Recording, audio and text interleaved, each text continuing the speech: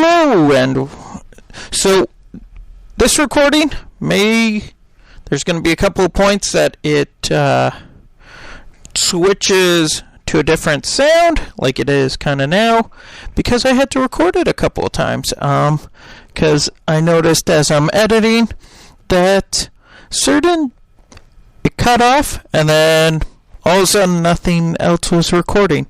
So there's going to be a couple of different sounds going on. I am recording at home, so I'm not sure how much of the background noise is going to get picked up or not, but we'll see how this goes. I also want to let everybody know that EVOBD2 actually did provide this to me for just paying for shipping and all that as a way to get their newest model out. But they did explicitly tell me that if I don't like the product for whatever reason, there's no obligation to review it or anything. But even if I didn't like the product, I would actually let you guys know not to waste your money with a product. And so this product, though, I will say, is actually fantastic. I would highly recommend it and have recommended it to friends of mine that do have the Konas and Ionics. I don't know anybody that has the Soul EVs, but have definitely recommended this product to many others. So yeah, if you want, though, go check it out. EVOBD, the number 2.com for more info. So let's get on with the show. Hello and welcome to True North EV.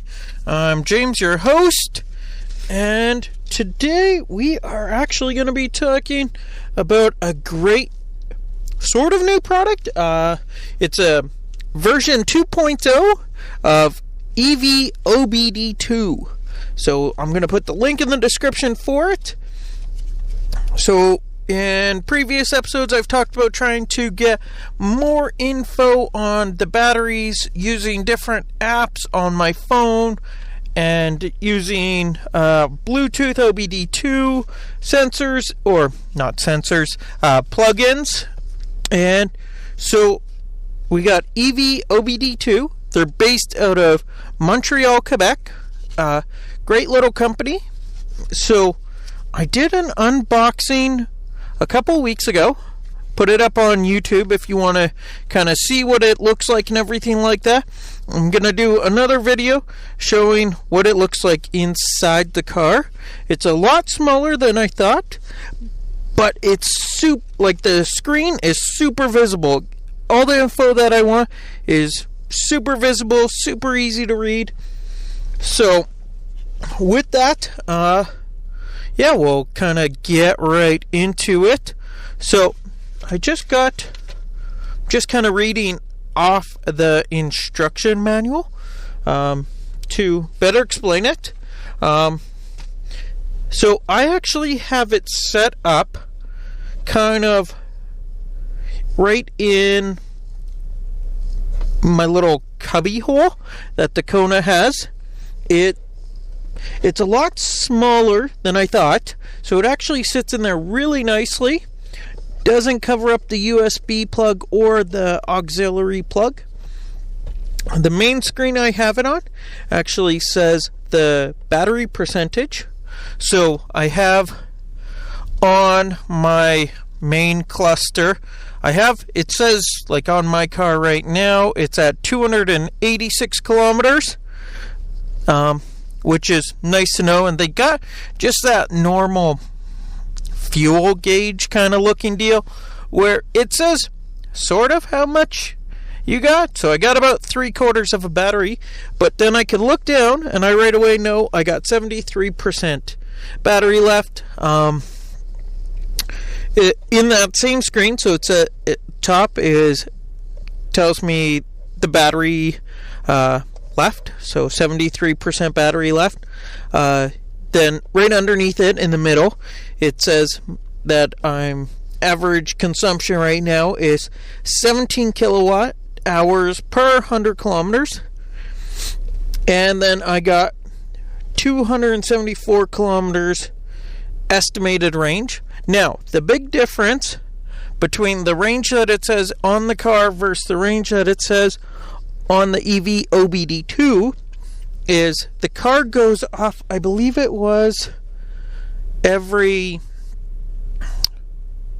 I want to say 200 kilometers or 500. No, I think it was 500 kilometers. It was actually quite a large number.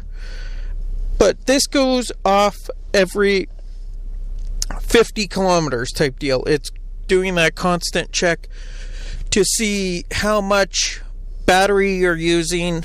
So if the wind changes or whatnot, like when you're driving, if the wind kind of gets stronger or whatever, you may be using more battery.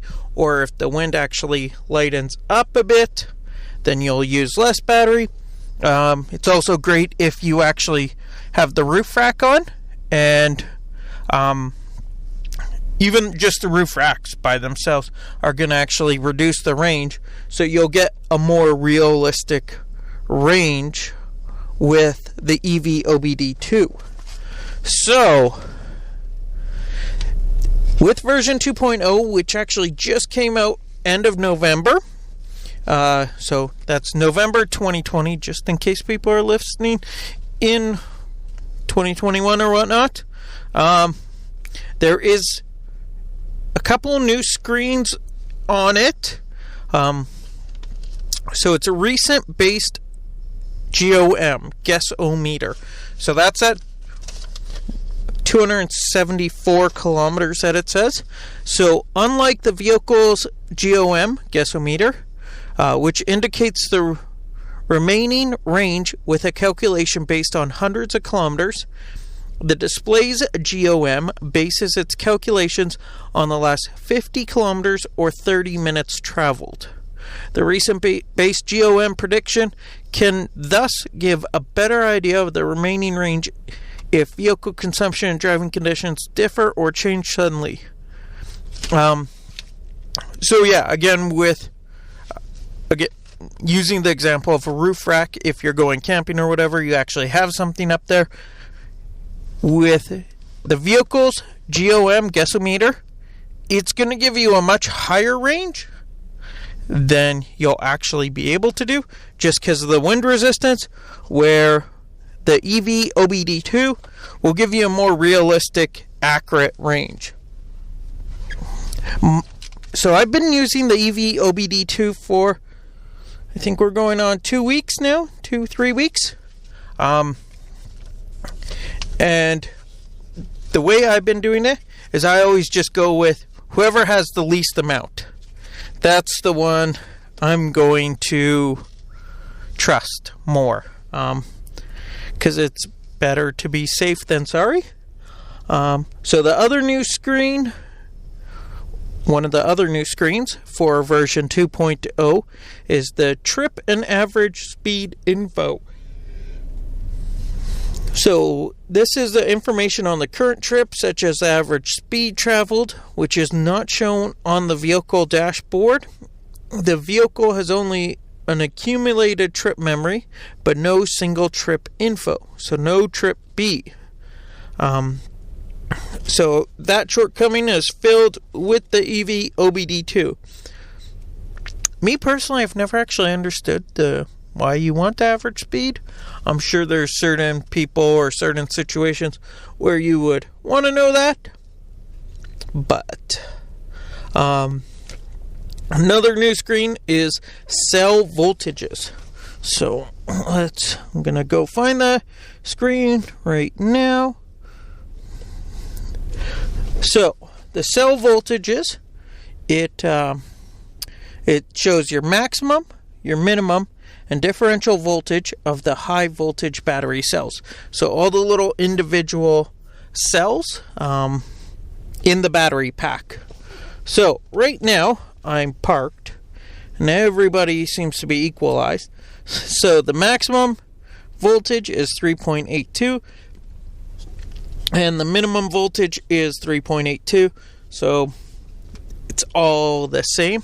I've noticed though when I'm driving, there sometimes is a difference of 1.5 volts, I believe it is. It's a very small amount, and I'm sure, again, those with a lot more knowledge on the battery side of it and everything like that, you would know a lot more about what it all means, if it's good or bad, but the voltage difference. Yeah. The next new screen is options and unit configuration. The options configuration screen, language French, English. So you can change it between French and English. High voltage battery. So this is meant for the Hyundai Kona electric, the Kia Niro EV 2020 and newer, and the Soul or the Kia Niro EV any year with that, but the 2020 and newer Soul EV. So with those, you're going to want the options. Not so much here in Canada. I don't think we got any of the smaller battery packs for any of those here in Canada. But I know in other countries, Europe, Asia, it seems like almost every other country except Canada, they actually have options for the smaller battery, which is 39 kilowatts. So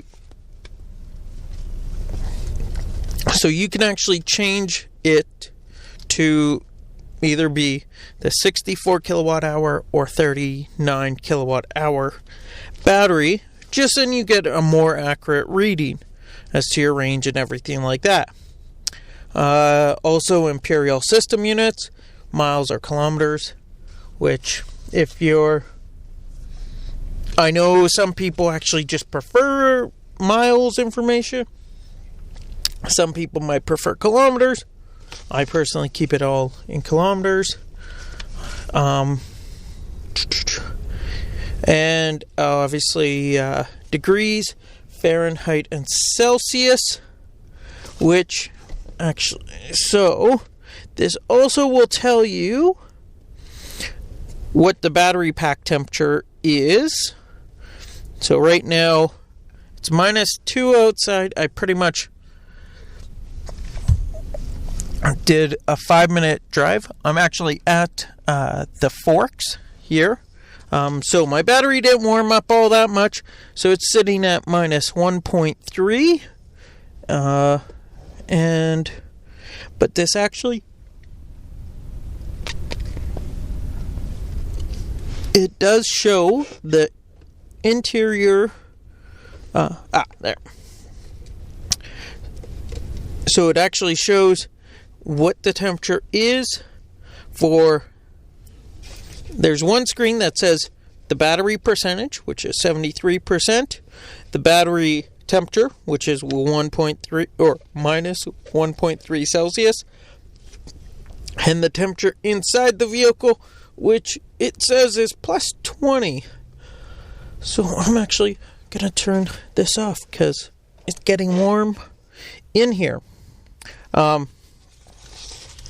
So with the EVOBD2, there is multiple options on how you buy it.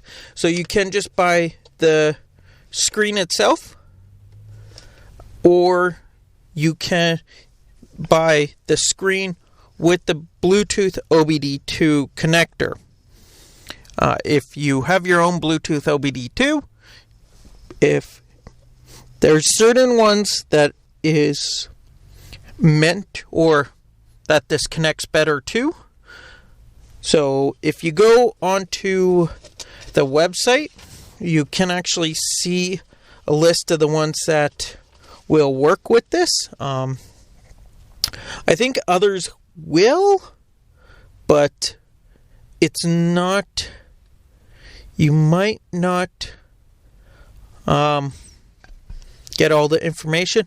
Also, the other thing they recommend is why they recommend certain ones, like the one that comes with it, which is what I do have. I just leave it all plugged in. Everything stays plugged in. I don't unplug anything, so it all just stays connected, which is super easy, because then I can just get in the vehicle, turn it on, and it's all ready to go. So we're just gonna go to talk about just the different screens. So the first screen is just your general information, which is the battery state of charge. So the average battery temperature in Celsius, which is useful to consult, because if the temperature is warm enough, the fast charging power will be better and higher. So I guess that answers that question as to why you would want to see the temperature. And the power delivered by the battery in kilowatts. So if the number's in red, it's discharging. If the number is in green, it's when you're regenning, braking, or you got it plugged in and it's charging. And the indoor temperature of the passenger compartment in Celsius, different from the set temperature in the car's climate control. So yeah, that goes with, let's say I got it set to warm up to 22 degrees Celsius, but the display might show that the car's interior is already at 20 degrees, right? So it might be good just to know. I know my wife puts that on to tell me she's cold. So screen number 2 is the recent based guessometer. So this shows the battery state of charge, average battery in percentage, the average battery consumption for the last 30 minutes of travel in kilowatts an hour per 100 kilometers, and the remaining vehicle range in kilometers or miles. So this is the screen that I usually keep mine on. So yeah, again, just the operating principle on the guessometer is, unlike the vehicle's guessometer, which indicates the remaining range according to a calculation based on the last few hundreds kilometers traveled, the recent base GOM on the display bases its calculation on the last 50 kilometers or 30 minutes traveled. The recent base GOM prediction can thus give a better idea of the remaining range if the vehicle's consumption and driving conditions differ from what has been driven in the past. The display analyzes the consumption during the first minutes of the journey, while the vehicle's consumption stabilizes. During this period, the initial GOM displayed is estimated from consumption data of previous trips. After driving for 5 to 15 minutes, the display will have enough information to gauge the vehicle's consumption and adapt the GOM prediction to current conditions.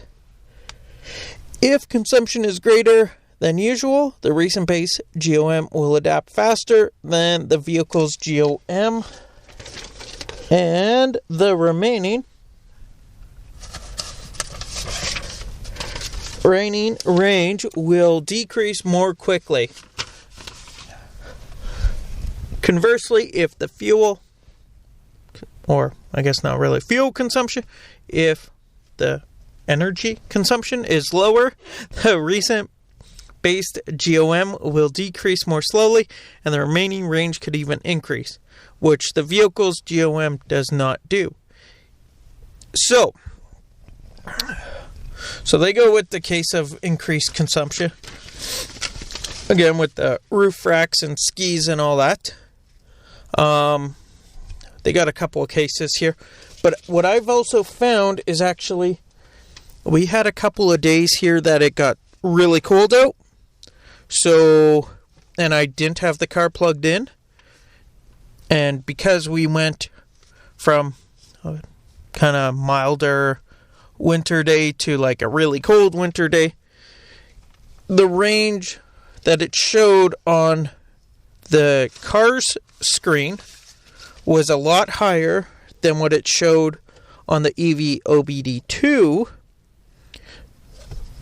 But again, we trust the EVOBD2 because it actually shows that change, because the battery wants to warm up. You're probably using more heat in the vehicle to warm it up.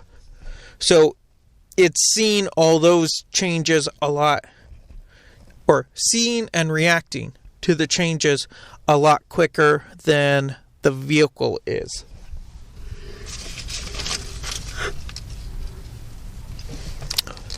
So, I guess we'll go on to the screen 3, which is trip and average speed info. So it shows the travel time in hours and minutes, which I actually really like, especially like when we do our trips out to Alberta. Shows how long it actually took. Distance traveled in kilometers a mile. Again, going out to Alberta, it's nice to actually see how many kilometers you actually traveled. Just because when you Google it or whatever, you have to go to a charger, or, you know, you take the little rest stops and all that, and it always adds up, 1 kilometer here, 1 kilometer there. It adds up eventually in the end. Shows your average consumption of the trip. So that's going to be your whole trip. So call it a 14-hour drive. It's going to show the average consumption over that 14 hours, which that I can see being a useful number. And then your average speed in kilometers an hour.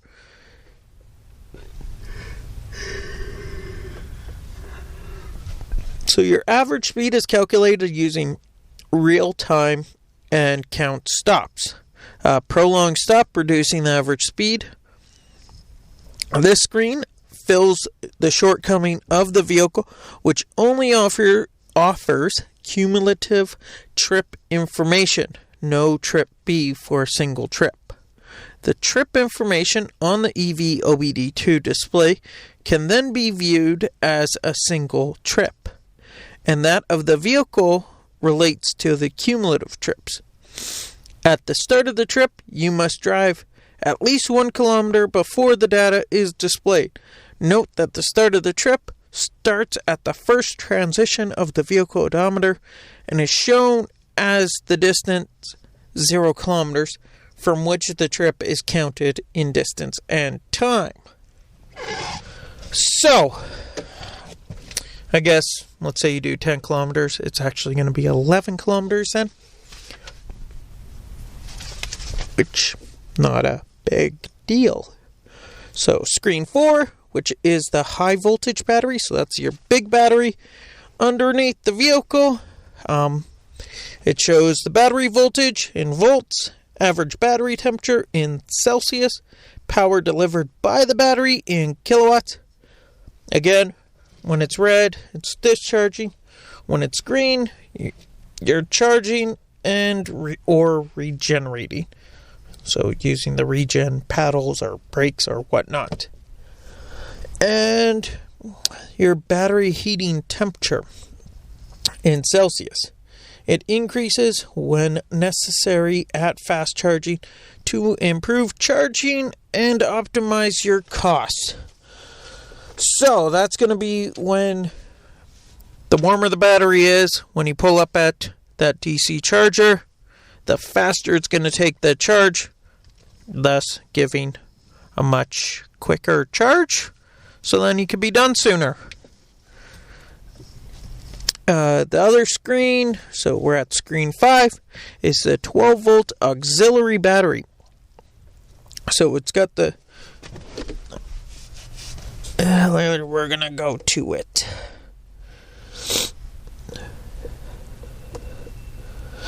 So, It shows the auxiliary battery state of charge, which mine is at 87%. Auxiliary battery voltage in volts, which mine's at 14.6 volts. And auxiliary battery current in amps, which mine's at 32.7 amps. So positive number in red for discharge, negative number in green when charging by the main battery. So right now mine's at 32.7 amps and it is green. So that means the main battery pack is charging up the 12 volt battery pack right now. So next screen. So we're up to screen 6.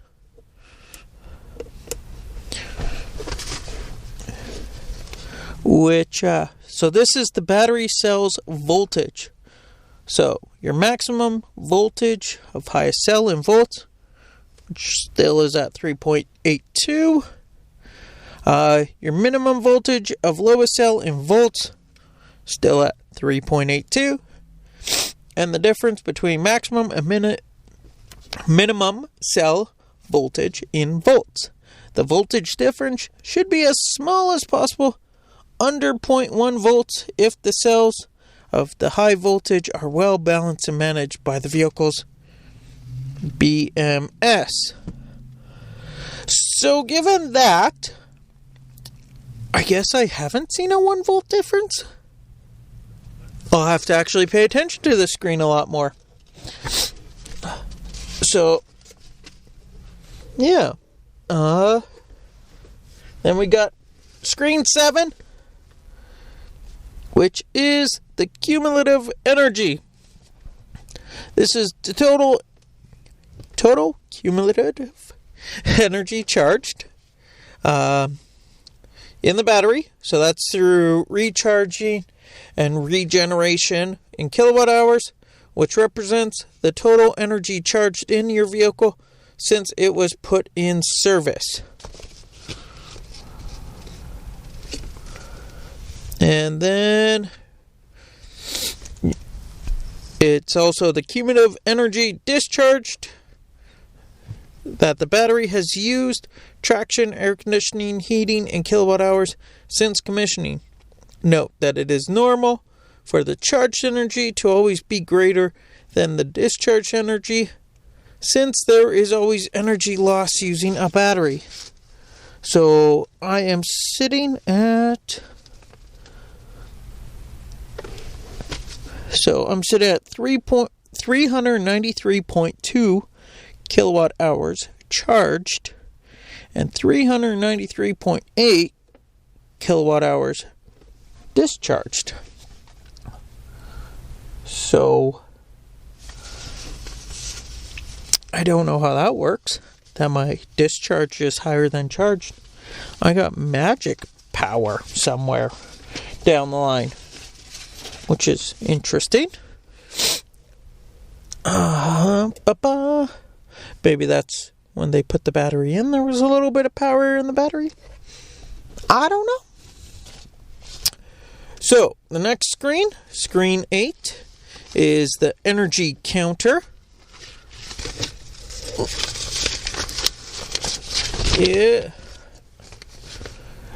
So, counter measuring the charged and discharged energy of the battery in kilowatt hours. So, what this is really good for is like when we went out to Alberta and I was trying to figure out how much power we were using at the in-laws' house, just because there's always extra power being used by the vehicle other than just what's being used to charge the battery. So, I believe... So this would actually display how much power was charged into the battery. You could press any button. So there's two little buttons and the plug-in.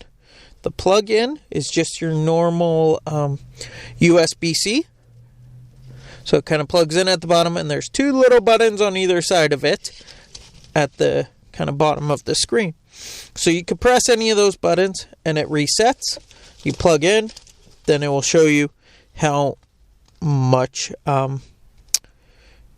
you've charged. So you can press the button to reset the counter. So it is useful, for example, to reset the counter before a slow or fast charge, before a short or long trip of several days, to see the energy gained and spent by the vehicle battery. Note that during a drive, the regen energy may slightly increase, just like a charge of the vehicle. The counter data is kept in non-volatile memory, and it is always possible to change the screens normally, even if the counter is in operation. So I just reset mine not too long ago. So I'm actually at 39.2 kilowatt hours charged, and I'm at 39.5 kilowatt hours discharged.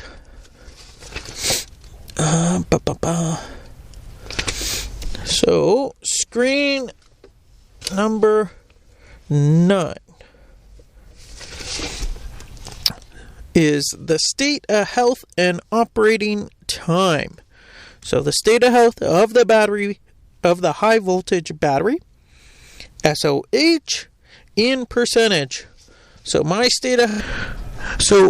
state of health screen, mine is saying that my battery is 100%, but it's also it will show as the battery degrades how much and how fast it is degrading, which is actually fantastic to know.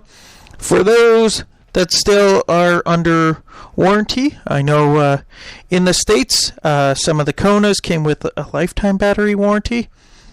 I'm not sure if that the Kia Niro or the other Hyundai and Kia products also came with lifetime warranties, but it will show you if you're essentially eligible for a recall, or not a recall, a warranty replacement battery, or if there's some sort of issue, like if you kind of look at the screen one week and it's saying 100% and the next week it's at 80%, it at least then gives you that little push to go talk to the dealer and figure out what the reason is that the battery all of a sudden just dropped off like that. And so my battery's at state of health is at 100%. That's with 25,000 kilometers on my Kona so far. This screen also, it displays actually your total operating time of the vehicle in hours and minutes. That's essentially how long you've had your vehicle on for, not how long you have driven it for. And again, as I said at the beginning of this, I'm not totally sure what my number is now, because I'm actually recording this at my house, not in the Kona right now.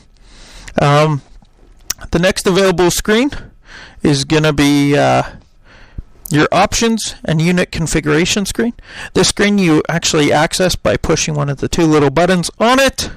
You hold it for 4 seconds, and it actually then gives you the option of changing your language. So you get English or French. You can change your battery from 64 kilowatt hours to 39 kilowatt hours, depending on I believe European batteries and all that, you can get a 39 kilowatt. Here in Canada, you're only offered one size of battery. I'm not sure all the different places that they offered the multiple different size batteries, but if you have a smaller battery, you're going to want to change that just to give you a more accurate reading. You can change temperature from Celsius to Fahrenheit. And then distance you can change from kilometers to miles. Great, especially if you're even going from Canada to the US or whatever, and you just want to change it without changing your whole instrument cluster or whatever. Whichever one you look at primarily.